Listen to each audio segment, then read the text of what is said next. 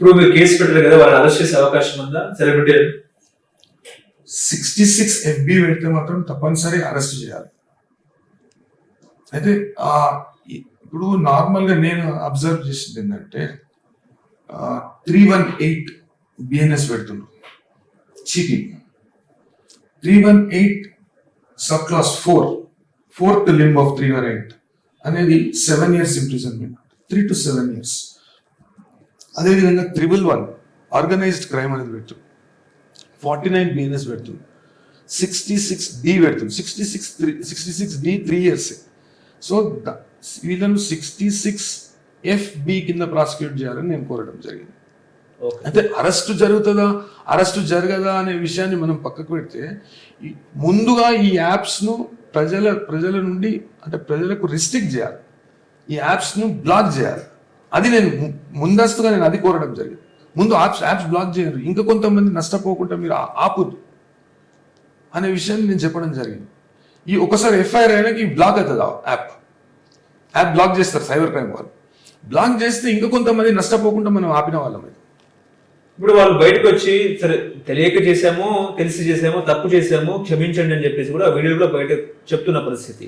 Media ముందు కూడా నేను యాంకర్ శ్యామల కూడా మాట్లాడాను. నేను ఒకటి చెప్పదలుచుకున్నాను.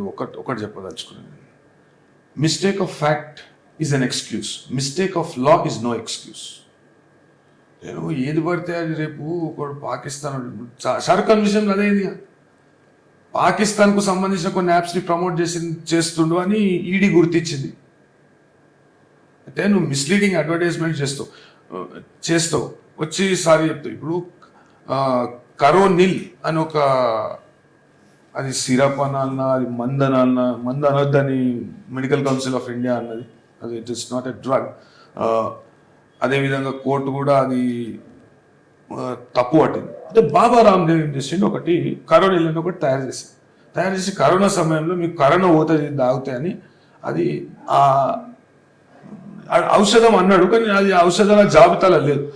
అయితే మెడికల్ కౌన్సిల్ ఆఫ్ ఇండియా కానీ అదేవిధంగా మెడికల్ అసోసియేషన్స్ కానీ మెడికో అసోసియేషన్స్ కానీ అవి వాళ్ళు కంప్లైంట్స్ పెడితే ఆడ సుప్రీంకోర్టు ఏం చేసింది, సీరియస్ తీసుకున్నారు. అడ్వర్టైజింగ్ కౌన్సిల్ ఆఫ్ ఇండియా ఉంటుంది, అడ్వర్టైజింగ్ కౌన్సిల్ ఆఫ్ ఇండియా కొన్ని నిబంధనలను ఏర్పాటు చేసింది. ఆ నిబంధనల ప్రకారం సెలబ్రిటీ కావచ్చు, ఎవరైనా కావచ్చు, ఏదైనా ప్రోడక్ట్ని మనం ఎండార్స్ చేసే ముందు ఆ ప్రోడక్ట్ గురించి కంప్లీట్ నాలెడ్జ్ ఉండి అతను చెప్పినది నిజమై ఉండాలి. లేకుంటే ఇప్పుడు విజయ్ దేవరకొండ విషయంలో, రానా దగ్గుబాటి విషయంలో వాళ్ళు 823కి మేము ప్రమోషన్ చేసినాం అంటున్నాం, ఇది లీగల్ అంటున్నాం. ఎట్లా లీగల్ అని నేను అడుగుతున్నా.